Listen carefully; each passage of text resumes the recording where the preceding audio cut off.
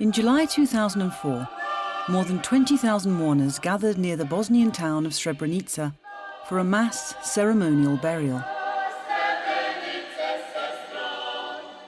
They had come to bury some of the dead from what has been universally recognized as the worst atrocity in Europe since the Second World War. If you've lost, as did many of these women, 50 members of your family, your life is never going to be the same ever, in the sense of injustice and anger that you'll carry with you for the rest of your life.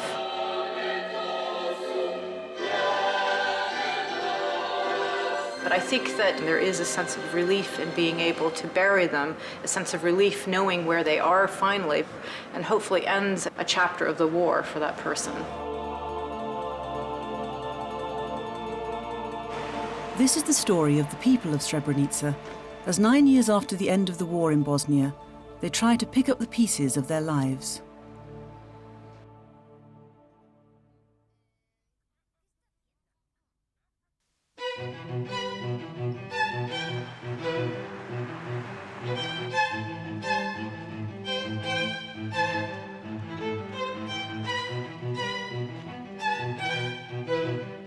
In June 2004, Srebrenica reopened its football club for the first time since the end of the war.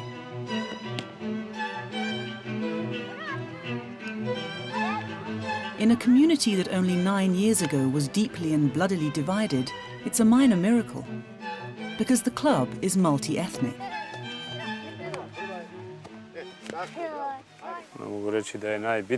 Perhaps I shouldn't make too much of this, but the kids here are not affected by the past. And I hope they will be brave enough not to be scared of the future.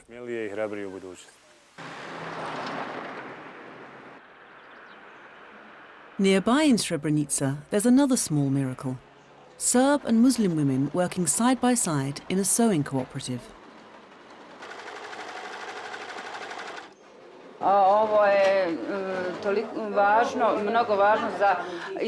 This project is important for building relationships between people in the town. And I hope it will also improve their quality of life.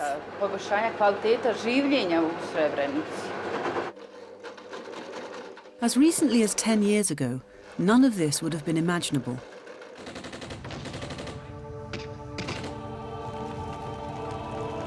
Srebrenica is a traditionally Muslim town in the northeast of Bosnia. In July 1995, after a 3-year siege, Serb armed forces entered the town and over the following 4 days massacred between 7,000 and 8,000 Muslim civilians. Most of them were men and boys.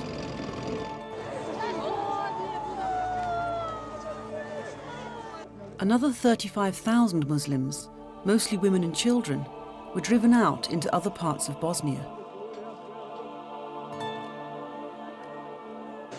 Srebrenica became a symbol of the horror of the Balkan Wars.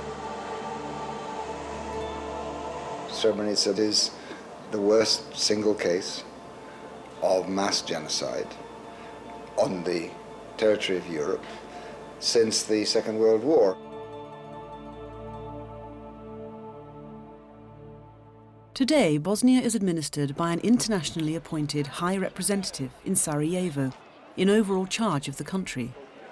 Ashdown's tour of duty started in 2002.